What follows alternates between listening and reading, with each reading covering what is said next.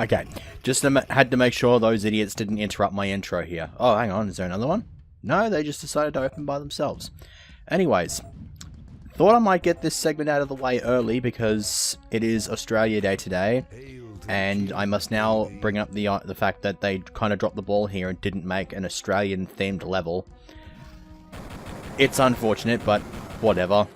I'm not going to blow up about it. Would be nice to have some kind of feature, like Sydney feature or some shit in there, like just go into the Opera House or something and just shoot shit up in there. So, this level is not easy in the slightest. We have nothing but a pistol first up here, and we're just sort of hoping that we can get weapon drops from the pig cops and the enforcers here.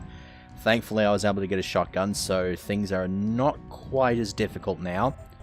But we kind of have to ration out our stuff because there's a lot of enemies here, and this is before we open up our way into the... I guess it is a Coliseum. Because, I mean, obviously this has got the whole stadium vibe surrounding it. And this level actually does remind me of the 64 version of the stadium level.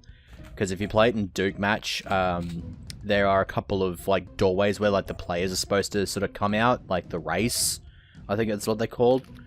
And you can sort of hit the switches and you can go in there and you can go around and sort of have a look at, like, the dressing rooms, and I think there's a couple of other, like, little interesting things there, but that's what you're able to explore in if you're playing the level in Duke Match. And this part of the level sort of reminds me of that, and I think this level reminds me of that just in general, because it's basically the same thing, except it's not a stadium. That was beautiful. I would scrap the segment there, but I'm going to keep that because that was the most beautiful death I have ever experienced. Gotta love that. Hit scan weapon, hit the pipe bomb in midair to blow me up. If the death was like just absolute bullshit, then I would have been pissed off and scrapped the segment. But that was just too good. That was too strong. You can't say no to that. Oh, back the fuck up. Okay. Oh, this is not good. I don't have a bloody portable medkit either. No. No, we're not dealing with you.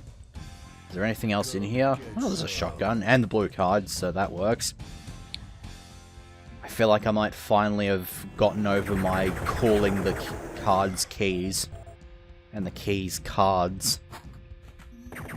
I mean, it would make it only really works if you're playing Doom, because either way you could, like, it's a key card, so you could call it just a key or a card. But these are quite clearly just cards, they are not keys. You scan them in to unlock the thing, so functionality-wise, they're similar to keys, but they're not. Semantics. Right, now there is actually a secret here.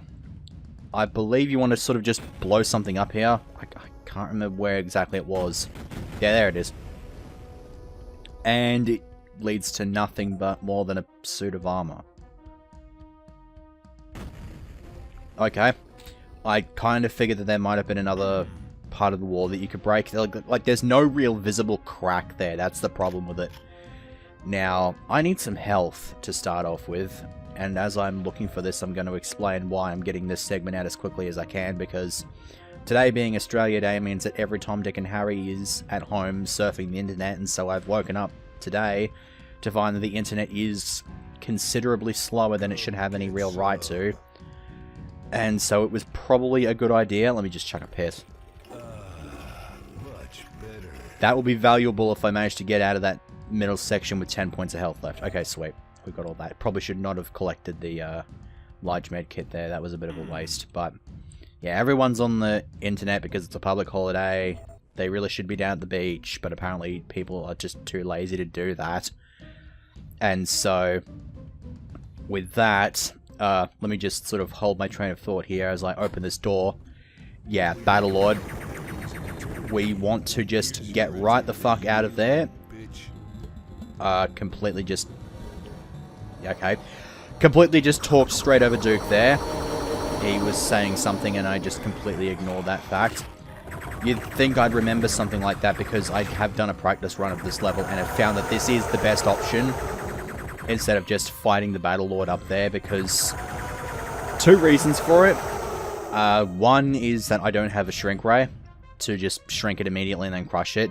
And two, and this is what puts the first reason completely out of any real legitimacy or anything like that. Basically just debunks it. That's actually not a mini battle lord that we just witnessed there. That was actually a full-sized one. And so we can't even actually shrink it. We have to just sort of get all of our missile ammo and just blow the damn thing into Kingdom Come. Before we do that, though, we have another boss creature that we have to deal with.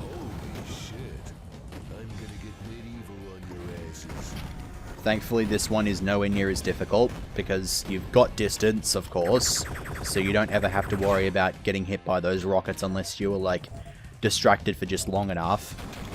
But the other thing as well is that it's a mini version, so it's not going to take quite as much to kill. Now then, I believe there is a jetpack somewhere in this level. Yeah, there is. I was actually wondering where I would come across a jetpack in this entire episode, because it's just occurred to me that there is a really convenient little secret in the next level. But I believe the only way you can actually get out of it is if you have a jetpack. If you don't, you just end up in a pit of slime and you just can't get out and you just die and it's horrible and whatnot. Now we have an incinerator and a nicely little placed secret. I kind of like that one. So there's a few enemies. It also triggers a whole bunch of stuff that you can pick up down there. So I will have to go up there at some point soon. In the meantime, there is a Octobrain somewhere floating above me. If I can get the damn thing to show up, then that would be quite lovely. Apparently I can't. Alright, we're just going to go ahead and ignore the fact that that thing exists. Wonder if you can... Okay, so the incinerator is completely useless underwater. That only makes sense, but it's still a minor annoyance. Scuba gear, so I can spend a bit more time underwater before having to surface. And that, yeah, that's just that. We're going to just sort of ignore the fact that that existed. But the problem here is that I need to find another place to surface, and I think this might be it. No, not quite. I think it's this one, actually. Yeah, this. Okay, so let's try to not get hit by those fucking things. God. It's annoying because he's shooting the frickin'... Yeah, I'd much rather he used those.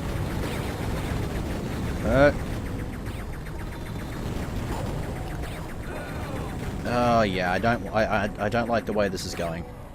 Can you maybe not? Okay, do I have any more explosives? Not from those, no. Okay. Let's try to grab some health and stuff like that. Try to just dodge shit coming from left, right, and center here. And grab up some more explosive ammo, because obviously this guy is obviously intended to be just the general boss of this level. Like the few levels before it have had big boss creatures, and I also like how a bunch of these Assault Troopers have decided to have a bit of a swim. Oh, hello. No, we don't want that. You are the least of my worries, but you are still going to be very annoying.